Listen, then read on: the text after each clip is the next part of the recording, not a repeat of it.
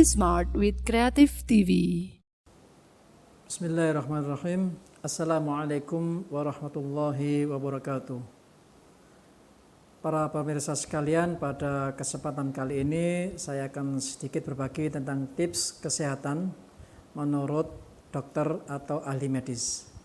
Sebelumnya kami sampaikan bahwa sebagaimana kita ketahui kewajiban berpuasa sudah kita jalankan setelah bertahun-tahun ya, dengan segala macam kesempurnaan maupun kekurangan yang harus kita lewati ya. Yang paling penting di dalam berpuasa itu bagaimana puasa itu akan tetap menjadikan tetap sehat ya. Karena ada jaminan dari Rasulullah bahwa berpuasa akan menyehatkan badan.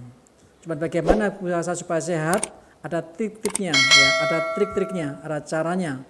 Dan itu pun tidak lepas dari kaidah-kaidah yang medis yang sesuai dengan sunnah ya. Oke, yang pertama ketika kita mulai dari makan sahur ya. Jadi makan sahur ini sangat penting sekali untuk bagaimana kualitas puasa kita menjadi baik pada sepanjang hari ya. Dengan sahur ini menentukan apa yang akan terjadi pada siang hari sampai sore hari nanti ya. Kalau sahur kita bagus, insya Allah kita tidak akan merasa kepayahan, tidak rasa capek, tidak ada rasa lelah, tidak rasa kehausan ya.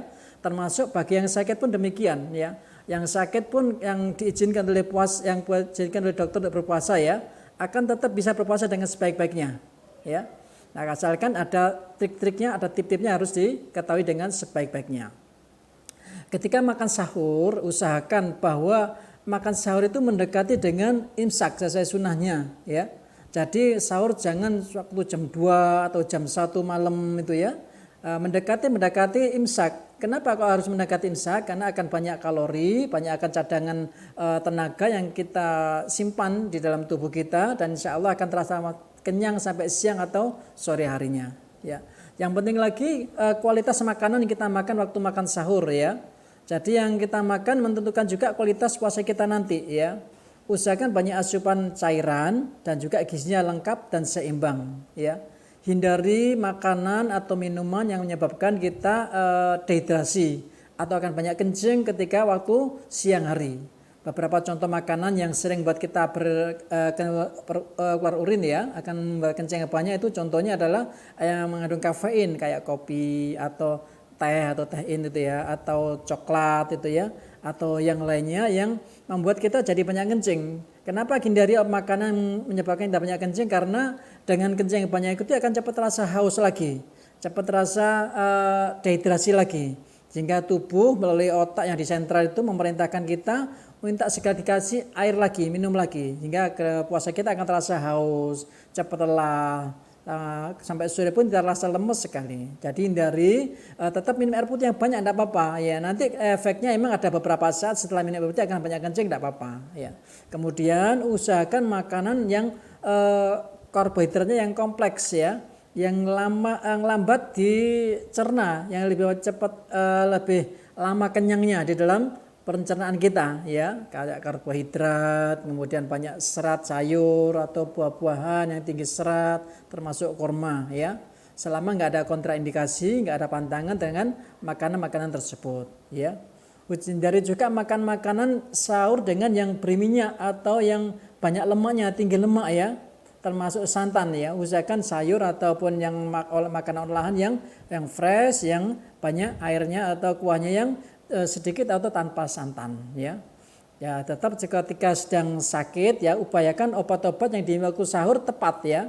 Tidak semua obat yang biasa diminum pagi ketika tidak sedang berpuasa dipindahkan ke sebelum makan sahur atau waktu saat sahur ya. Contohnya seperti obat-obat diabetes yang biasa diminum ketika tidak sedang berpuasa, tidak ada bulan Ramadan, ketika minumnya pada pagi hari sebelum makan pagi. Nah, obat-obat tersebut ya, seperti glibenclamid, glimepiride ataupun yang lainnya yang diminum sebelum makan pagi, tujuannya untuk mencerna atau mengolah karbohidrat dimakan waktu pagi hari, justru tidak dimakan waktu sahur. Kenapa? Karena waktu makan sahur nanti dengan panjangnya puasa itu sekian jam, 11 jam, 12 jam, maka gula akan turun sendiri.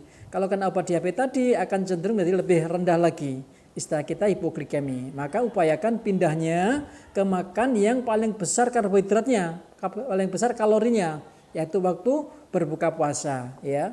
Akan tetapi kalau obat yang lainnya yang tidak terpengaruh dengan metabolisme karbohidrat atau kalori ya, tetap diminum pindah ke sahur seperti obat hipertensi ya, ada kandesartan atau obat hipertensi yang lainnya. Kalau terbiasa diminum waktu pagi hari setelah makan, maka pindahnya ke waktu sahur setelah makan sahur. Dan obat-obat yang lainnya yang direkomendasikan oleh dokter tetap diminum seperti biasanya ya. Cuman memang orang yang sakit tentu sakit diabetes katakanlah ya, tidak semua boleh berpuasa ya. Pedoman kita kalau sering rendah gulanya, sering hipoglikemi, sering di bawah 80, sebaiknya jangan berpuasa. Atau gulanya sering tinggi, dalam rekomendasi penelitian itu di atas 250 ya. Kalau sering tinggi di atas 250 maka resiko akan jadi makin tinggi lagi makin besar atau akan membahayakan kesehatannya. Kalau di antara rentang itu insya Allah tidak apa-apa, walaupun dengan obat, walaupun dengan insulin. Ya. Kemudian ketika aktivitas siang hari pun ya harusnya dijaga disesuaikan dengan kemampuan atau kondisi fisiknya. Kalau sehat tidak ada penyakit kronis lainnya, insya Allah tidak apa-apa aktivitas dengan seperti biasanya. Ya. Cuman pola kerjanya mungkin kalau aktivitas fisik juga agak sedikit dibatasi ya. Tetapi kalau ada penyakit kronis lainnya, penyakit penyerta atau komorbid lainnya, usahakan disesuaikan ya. Ketika ada sakit jantung yang sudah agak lanjut stadiumnya atau gulanya sering tinggi, maka usahakan hindari aktivitas yang berlebihan ya. Untuk olahraga tetap diberi silakan, tidak apa-apa ya. Olahraga bisa waktu pagi hari ya atau waktu sore hari ya. Tapi sesuai dengan kemampuan. Tidak boleh melebihi dari kemampuan yang ada tiap orang. Tiap orang beda-beda kapasitas atau kemampuan untuk olahraga seperti ini. Apalagi di bulan puasa dengan cadangan kalori kita juga terbatas yang tidak bisa sewaktu ditambah, maka kita sesuaikan ya. Yang penting adalah rutinnya atau istiqomahnya olahraga itu. Kalau terbiasa dilakukan tiap hari ya usahakan tiap hari tidak apa-apa ya. Kemudian ketika sampai ke buka puasa ya juga demikian, usahakan tidak langsung dengan makan makanan berat ya.